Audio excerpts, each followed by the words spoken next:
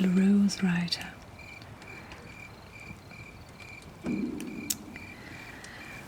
I woke in the night to the sound of her heart drowning in blood.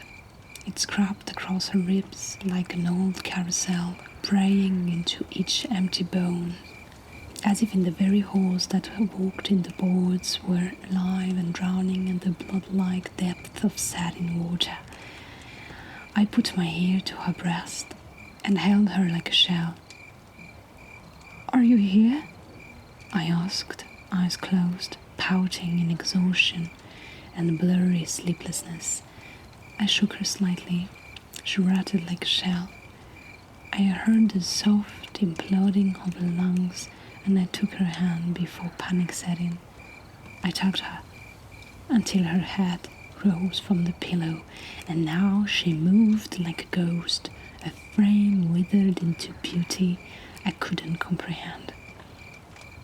My breath was numb, and I began the journey to save her from this shroud she was confined in. We took the road of memories, touching fingertips to rose-lined borders and letting our ankles be caressed by the sweet peas on Trellan's board. An old oak sheltered us as we ran in serpentine shadows over paths once swathed with summer tears and forget-me-nots. Soon we reached the end of the woods, the trees opening their canopy into the rose-quartz surface of the lake. My tears fell, gravity haunting, and I dropped into my knees, remembering the dream I pulled her heavy limbs from the water so long ago. My heart couldn't take the weight of knowing she was dying, but she grabbed my hand and pulled until my wrist ached and my heart felt as if it was a cocoon filled with moth wings waiting to become. As we sank into the depth of that crystal pool, I felt her floating hair entwined with mine. Her intentions enveloped me, and she kissed me lightly, my soft body against her becoming softer with longing.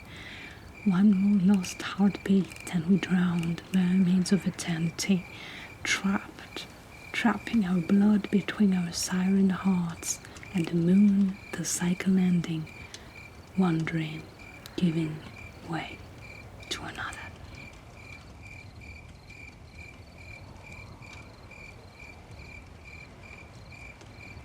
Wars of insanity. He couldn't think about the skeleton that were reaching for him beyond the tree line. He was open about his past. He had left a chapter in his book that would frequently dreamline.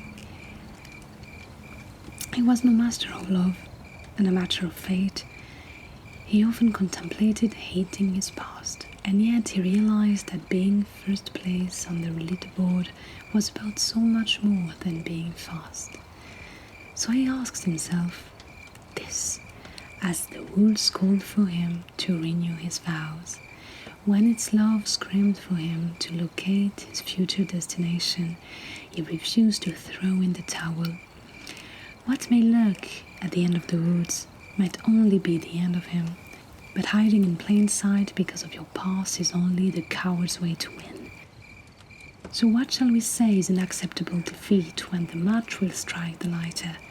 Whatever follows him through those woods will reinforce the reason why he's a fighter. So now he loads his ammunition of a time that we call the past. He tramps his feet through the mud, knowing that sometimes it's okay to finish last. The competition we seek is not so healthy. It pursues us all to be harsh. He realizes now that life isn't such. Sometimes it's perfectly okay for us to sink into the marsh. So, the next one, the writing speed. Oh, my beloved. At the end of the woods, when the tulips bloom again, crumbling rocks at the foot of the mountain, it is then that I will stitch a world from my verses only for you. But you are nowhere to be found.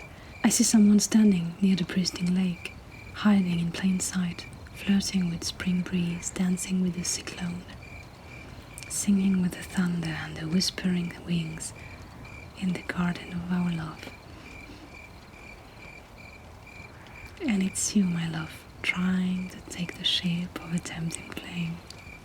You know, I cannot recognize you now, because usually I see more through your eyes and less from mine. So tell me, my darling, is it you turning the unholy water wholly by your blazing thoughts? Is it you because of who I see the spring awakening straight in dandelion dreams and turning into floral fragments? Tell me, my beloved, is it you? Inked by blood. At the end of the woods lies my happiness. It wears that smirk with the hood that I tried to steal when chasing its trail, which ended at the beginning of the woods. The leaves had the faces that breathed when I was drowned, my hands of pain. And all the branches had memories that I promised to never open again. She knew I am a coward.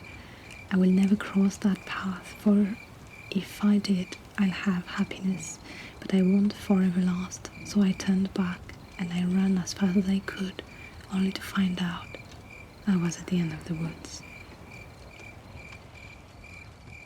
Marionette poetry. My eyes have seen the worst.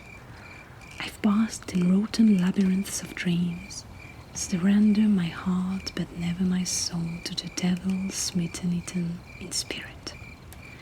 Out of the woods where this body lay in numbness, seeking relief, agonized by dreams, lost in the abyss of promises and 10,000 fantasies, I wish to get through to see the light beaming pillars of my promised kingdom, to where I freely waltz and swing at the end of the forest. Down's my beginnings.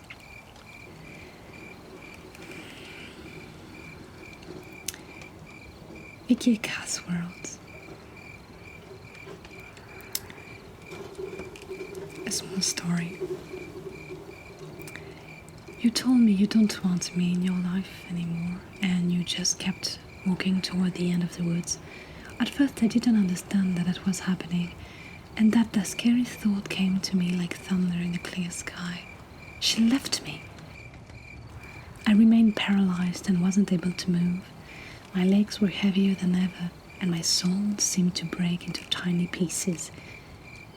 Is this what a breakup looks like? I thought to myself.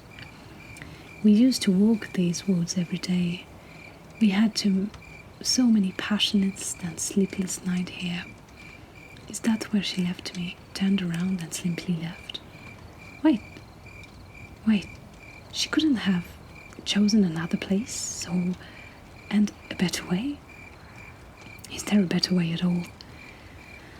Oh, how much I love this place, and now I hate it from the bottom of my soul. And worst of all, I don't have the strength to move from here. And her, she just kept walking toward the end of the woods. Don't let other people's choices ruin your path and your life, no matter how paralyzed you feel at the given moment. There is light at the end of the woods. The only question is whether you are ready to step in its direction or not. T.E. Montagnier. At the end of the woods, I had run as far as I could. Through the leaves and trees and less waves of green I see. A new day awaits beyond those wooded gates. Hearts and Rhymes had 2 entries for that, and I will read them one after the other. Do you know what awaits at the end of the woods?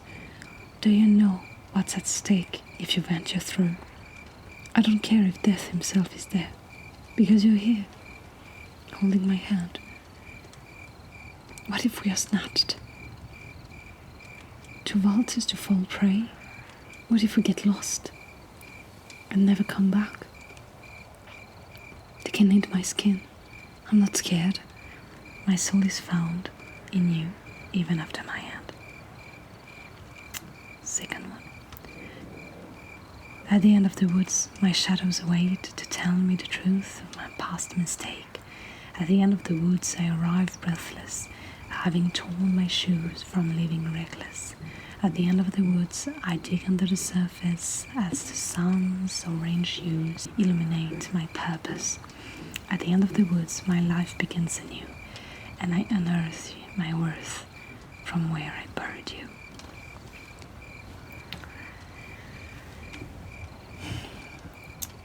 Leaving to tell the tale, writes this. Did you know that the woods sometimes grow from the seabed of oceans? You asked how this notion could possibly be true. But it is, I tell you, at least more than a dream. Something in between truth and reality, like the path of duality that weaves through tall trees and bear fruit gifts like these, heaving and dripping sweetest juices of glorious told stories, often impossible to see imposing tall woods through fruit-laden leaves. I've seen what greets me at the end of the woods was misunderstood initially. But would you believe a fairy tale house, sweet like a candy? This one is by Jamie Boy. Pike as she walked at a timeless green tea, variegated hue iridescence of greens, raining away fears and more tears, rivulets flowed, river and shivered from above, a glimmer of hope, nuzzling in the densely neat realm. Immersed handshake of foliage rayed out from the corner of leaves. Deafening wails from living creatures drowns her heartbeat, spiraling afloat and caged. So much tales to kept within self-possessed, conscious stricken.